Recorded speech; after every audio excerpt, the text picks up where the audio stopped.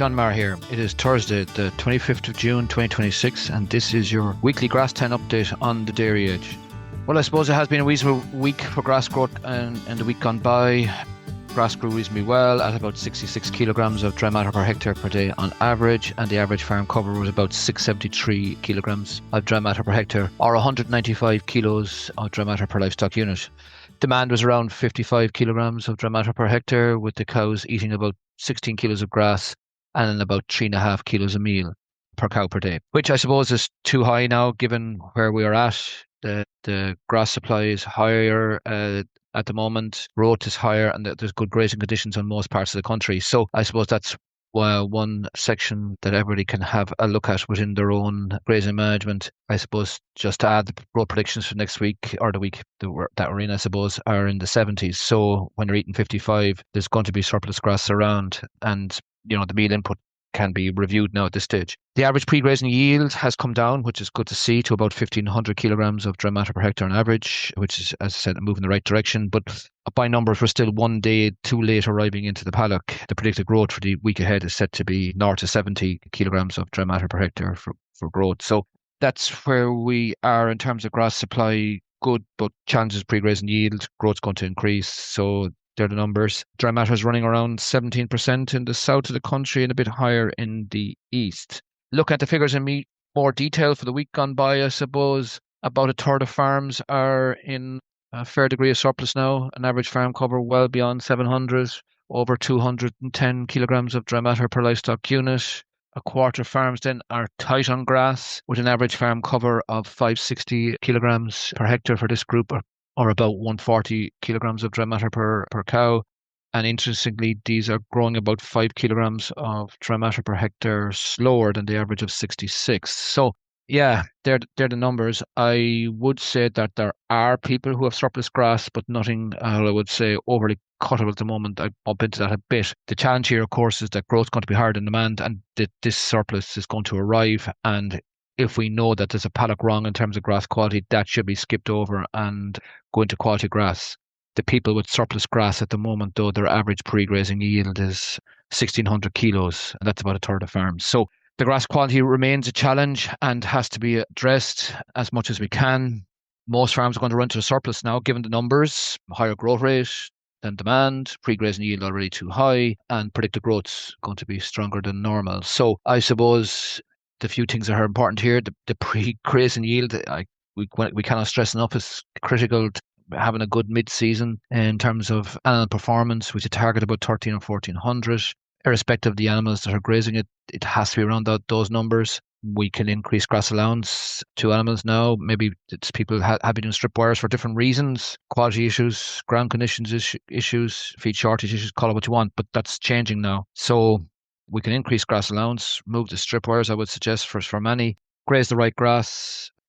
The paddocks that are surplus are wrong in terms of grass quality, diverted to bales to try and maintain an average farm cover around 600, 650 and have a cover per livestock unit around the 160 mark. And somewhere, I suppose, given the growth numbers, a rotation about 18 days.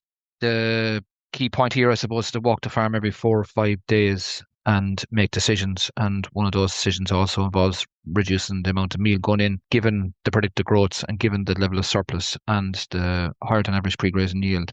That brings us on to the next point as to where we are with fertiliser. So we're about half time in the grazing season now. I suppose it's a good time to establish where we are with fertiliser on a year-to-date basis.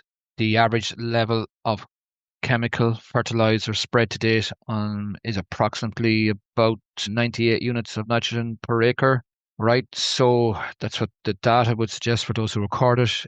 So, but it is critical to establish how much fertiliser is spread on your own farm now, and develop a plan around that. So if we take about 98 units or 100 units spread, and you have an allowance of 170 units or 214 kilograms of chemical nitrogen per hectare, or 170 units of nitrogen per acre, that leaves about 70 units left from late June, 1st of July to early September. Just quick numbers would suggest about a unit a day, right, until early September, right? Saying that, until we talk about nitrogen, it's important to have the sulfur up to date. We need 15 or 20 units out by, I suppose, mid-July to get the best out of that nitrogen fertiliser. So we just need to keep that in mind. I suppose the other piece to say is a little bit about the reseeds. So those that have been sown in late April should be sprayed and grazed at this stage now, to be honest, in most cases. Sometimes maybe grazing would take place before spraying, and I'm okay with that, to use the clover, say, sprays, I suppose, that are available when that dock is, on average, is size of two. The dock leaf is about €2 a coin size. It's time to get going. So before we move into the feature farmer section, I'll just say that there are probably many farms who are, grazing the right cover by numbers at 13 or 1400 kilograms. I've bumped into this, but the quality can be a bit of a problem or a challenge. I would suggest mixing the aftergrass or high quality grass with some of this poor quality grass if it cannot be removed as bale silage or has to be grazed, but asking the animals to constantly graze bad quality grass to fix things. I think we just need to mix the diet to try and keep the animal performance good and get on top of the quality story. Most people now only have one or two paddocks maybe that are astray. Some can be diverted to surplus, but some can be mixed in terms of quality on the grazing, but you have to be organised to do that, I suppose.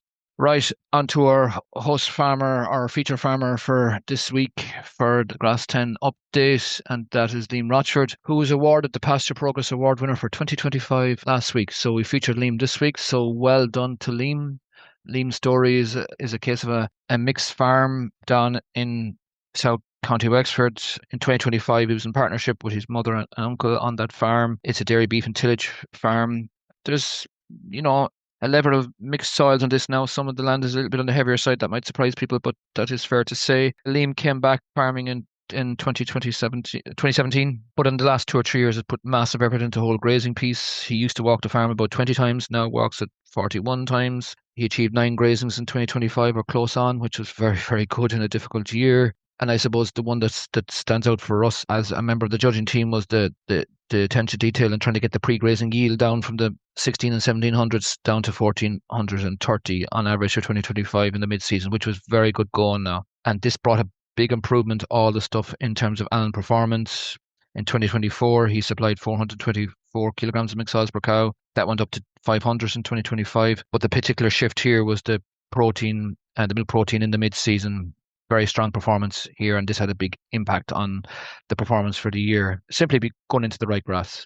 So Liam's story today then with the cows, he's milking about 150 cows. They're on 18 kilograms of grass, 2 kilos of meal, doing over 24 litres at 4.1 fat, over 3.6 protein, and about just under 2 kilograms of mixed oils per cow per day.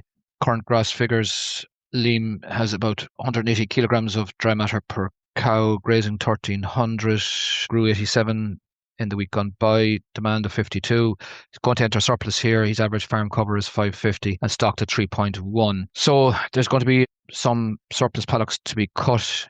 He will say he has some paddocks that still need to be corrected to address poor grass quality, spreading about half bag of 38.07, which is good to see. He will have aftergrass coming back in soon now, so he's coming into the 5-week stage of that. And I suppose in terms of reseeding then, he has sprayed his Pro Clover there about 2 weeks ago. So good story. They'll be open day on this farm. We'll keep you posted on that.